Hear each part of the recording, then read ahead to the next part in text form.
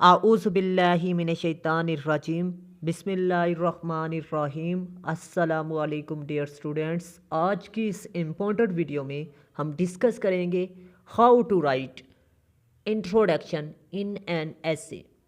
मतलब ये है कि आज की वीडियो में हम इंग्लिश ऐसे में या उर्दू ऐसे में तारुफ लिखने का तरीका सीखेंगे।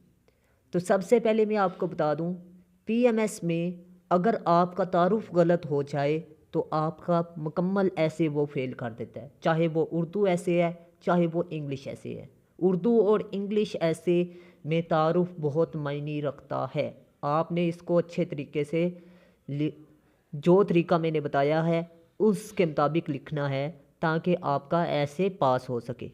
अब ऐसे लिखने के दो तरीके हैं, मतलब ऐसे में इंट्रोडक्शन लिखने के दो तरीके हैं। सबसे पहले एक तरीके को डिस्कस करेंगे, दूसरा तरीका इंशाल्लाह मैं दूसरी वीडियो में बनाऊंगा ताकि आपको कन्फ्यूज़न ना हो।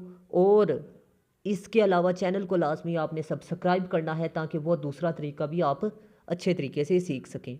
सबसे पहले मैं आपको बता दूं, पहला तरीका जौन सा है उसमें चार चीज़ें आपने इंट्रोडक्शन के अंदर लिखनी होती हैं। चार चीज़ें कौन कौन सी हैं? सबसे पहले ब्राइट स्टार्ट होता है। ब्राइट स्टार्ट क्या होता है, इसमें क्या चीज़ें आपने लिखनी होती है, और इसके अलावा आपको ये भी बताऊंगा कौन सी मिस्टेक आपको फेलियर की तरफ लेकर जाती है।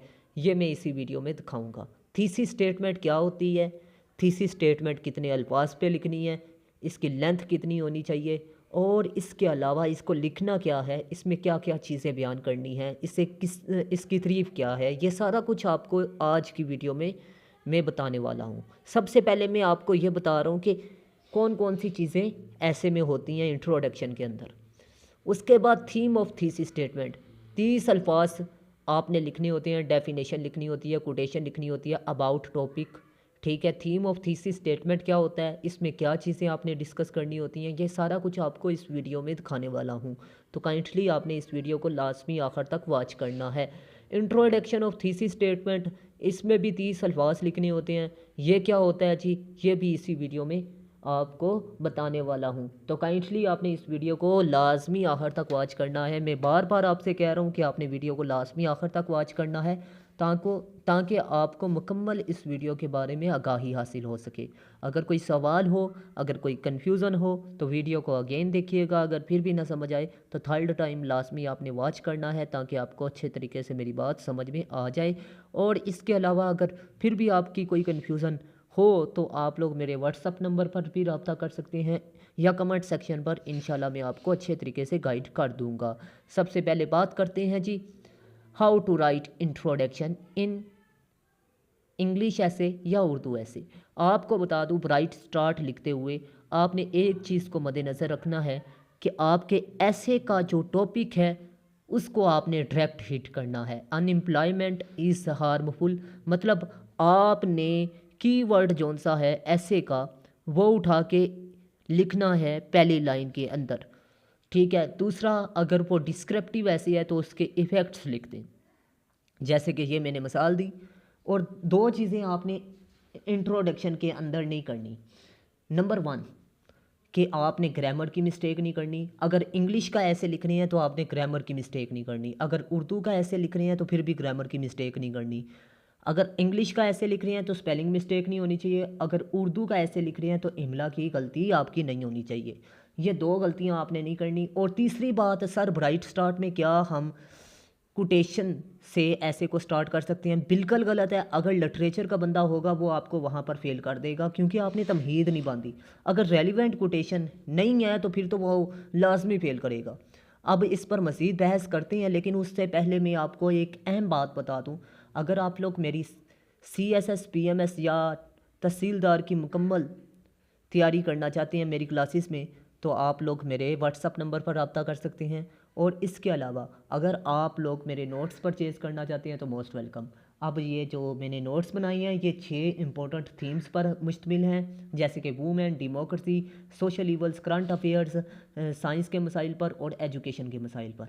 मतलब ये डिस्क्रिप्टिव ऐसे मेरे नोट्स में से क्लियर होते हैं। और एक ऐसे में 100 ऐसे, जबकि 6 ऐसे में 600 ऐसे आपके क्लियर होंगे, जो बहुत ही अहम है। आपको ये भी बता दूं कि अगर आप लोग मेरी क्लासेस लेंगे, साथ नोट्स लेंगे, तो आप लोग इंग्लिश ऐसे में 3 माह में अच्छे तरीके से माहिर बन जाएंगे। अगर आप लोग तैयारी करना चाहते हैं तो मोस्ट वेलकम, अगर नहीं भी करना चाहते तो फिर भी मोस्ट वेलकम। आपको बता दूं, मेरे नोट्स और मेरी क्लासेस 70 से 80 किताबों का निचोड़ होती हैं। सर्च करके मैं चीज़ों को फिर अपने नोट्स में शामिल करता हूँ, अपनी क्लासेस में शामिल करता हूँ। और CSS और PMS का एक लेक्चर जो सा है वो तकरीबन 70 से 80 किताबों का निचोड़ होता है। तो आप लोगों ने लास्ट में वीडियो को लाइक करना होता है, क्योंकि आप लोगों के लिए एक बंदा इतना सर्च करके आप लोगों के लिए वीडियोस बनाता है और आपने सिर्फ लाइक करना होता है। तो बड़े अफसोस की बात है अगर आप लाइक भी नहीं करते। तो आप लोगों ने लास्ट में लाइक करना है, चैनल को लास्ट में सब्सक्राइब करना है। और अहम बात बता दूं कि ये CSS PMS ऑफिसर से चेक शुदा नोट्स हैं, जो कि मैंने आपको सेंड करने हैं। और इसकी प्राइस की बात की जाए तो अगर तहसीलदार की ऐसे की तैयारी कर रहे हैं या PMS के ऐसे की तैयारी कर रहे हैं तो ऐसे की प्राइस है जी मुकम्मल 6 ऐसे की 5,000। अगर एक ऐसे आप बाई करते हैं तो 1,000। ठीक है, अगर CSS PMS की बात कर रहे हैं तो फिर PMS के लिए आपको 15,000 के, और CSS के 30,000 में आपको 6 ऐसे मिल जाएंगे। क्योंकि 70 आप किताबें ख़रीदते हैं तो उनकी प्राइस आप देख लें कितनी बनती है, और वो तैयार भी नहीं होंगे। इसके अलावा वो वक्त भी ज़्यादा लगेगा। नोट्स सेल करने का मकसद ये नहीं होता कि आप लोग सिर्फ पैसे ज़ाया करें या मैं सिर्फ पैसे कमाऊं, बल्कि नोट्स का मकसद ये होता है कि आप लोगों की हेल्प की जाए, आपका कीमती वक्त बचाया जाए। ठीक है, तो आप लोग मेरे नोट्स में से तैयारी करेंगे तो आपका बहुत सारा वक्त भी बचेगा, और आप सिर्फ 6 ऐसे तैयार करके जाएंगे तो 100% आपका ऐसे भी पास हो जाएगा। अगर आप लोग मेरे नोट्स परचेज़ करना चाहते हैं तो मेरे व्हाट्सअप नंबर पर अपना नाम लिख कर, और आपने CSS मिनिस्ट्रियल कोटा के लिए लेने हैं या तहसीलदार के लिए या PMS के लिए या CSS के लिए, आपने लाजमी मेरे से कांटेक्ट करना है। इंशाल्लाह मैं आपको मुनासिब कीमत पर प्रोवाइड कर दूंगा।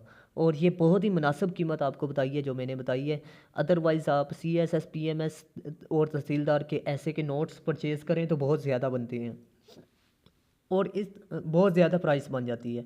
और अहम बात बता दूं कि आपने कभी भी कोटेशन से ऐसे को स्टार्ट नहीं करना, क्योंकि कोटेशन अगर रेलिवेंट हो तो वो पास इंप्रेशन बन जाता है, लेकिन अगर इररेलिवेंट हो जाए तो वो वहाँ पर फेल कर देता है। आपने कोटेशन से ऐसे को स्टार्ट नहीं करना। थीसिस स्टेटमेंट क्या होती है? थीसिस स्टेटमेंट ये है कि आपने आउटलाइन के अंदर बॉडी में जो पैराग्राफ लिखे उनका जिक्र आपने थीसिस स्टेटमेंट में करना है। मसलन आपने अगर कॉजेज़ लिखे हैं, सॉल्यूशंस लिखे हैं, प्रेजेंट सिचुएशन का जिक्र तो आपने नहीं करना, लेकिन आपने ये 2 पॉइंट कोसिस और सॉल्यूशंस का जिक्र एक सेंटेंस की सूरत में करना है। मतलब जिस पर ऐसे पूछा गया है, ठीक है, जो थीम है ऐसे का, उसको आपने 1 या 2 लाइनों में बयान करना होता है। ये आपकी थीसिस स्टेटमेंट होती है।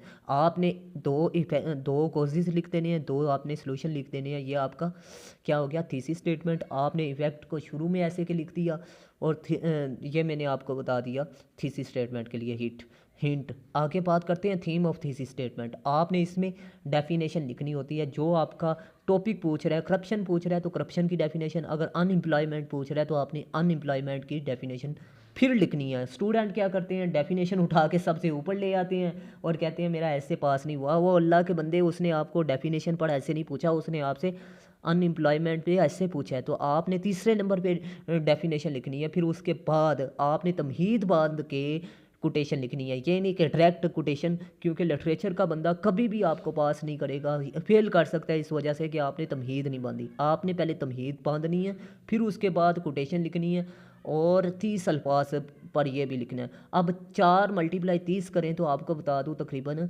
120 अल्फाज बनते हैं, लेकिन तकरीबन 100 अल्फाज आपका बन गया। अगर कनेक्टर्स आप डालते हैं, तमहीद बांधते हैं, तो ये टोटल आपका इंट्रोडक्शन कितना बन गया जी? PMS के लिए 150 अल्फाज पर। ठीक है, ये PMS के लिए मैं लेक्चर बता रहा हूँ। इंट्रोडक्शन ऑफ थीसिस स्टेटमेंट में आपको बता दूँ importance of topic situation in, हाँ जी, कि आपने रोल लिख देना है पाकिस्तान में, उसका क्या किरदार है। अगर पॉजिटिव किरदार है तो पॉजिटिव किरदार लिखें, अगर नेगेटिव है तो नेगेटिव लिखें। सिचुएशन इन पाकिस्तान में उसका क्या किरदार है, या फिर आप दुनिया में उसका क्या किरदार है, ये बताइए। और अगर पास्ट में आप जिक्र कर रहे हैं तो पास्ट में उसका क्या करता आ रहा है। ठीक है, ये इन तीनों में से एक तो लाजमी बयान करें ना, कुछ ना कुछ तो होगा। 30 वर्ड्स पर आपने इंट्रोडक्शन ऑफ थीसिस स्टेटमेंट लिखना है। मतलब जो टॉपिक है उसके बारे में आपने उसका जो नुकसान है या फ़ायदा है ये आपने लिखना है, और उसकी मौजूदा सूरत हाल बतानी है, चाहे वो अभी की बता दें, चाहे बाद की बता दें, या आगे फ्यूचर की बता दें, ये आपकी मर्ज़ी पर डिपेंड करता है। तो मैं उम्मीद करता हूँ आप लोग अच्छे तरीके से मेरी बात को पिक कर रहे होंगे। अगर कोई चीज़ नहीं समझ आई तो लाजमी वीडियो को अगेन समाप्त कीजिएगा। इंशाल्लाह लाज़िम आपको अच्छे तरीके से मेरी बात समझ में आ चुकी होगी। और उसके बाद आपने जो पॉइंट सबसे पहले बयान करना है उसका जिक्र आपने आखिर पे करना है, और उसी को आगे से बयान करना शुरू कर देना है। ये आपको मैंने हुनर सिखाया आज के लेक्चर में कि आपने इंट्रोडक्शन कैसे लिखना है। अगर वीडियो अच्छी लगी अल्लाह तो लाजमी लाइक कीजिएगा और दोस्तों के साथ लाजमी शेयर कीजिएगा। मिलते हैं इस तरह की नेक्स्ट इन्फॉर्मेटिव वीडियो में, तब तक के लिए अपना ख़ास ख्याल रखिएगा। अल्लाह हाफिज़। पाकिस्तान जिंदाबाद, पाकिस्तान पाइंदाबाद।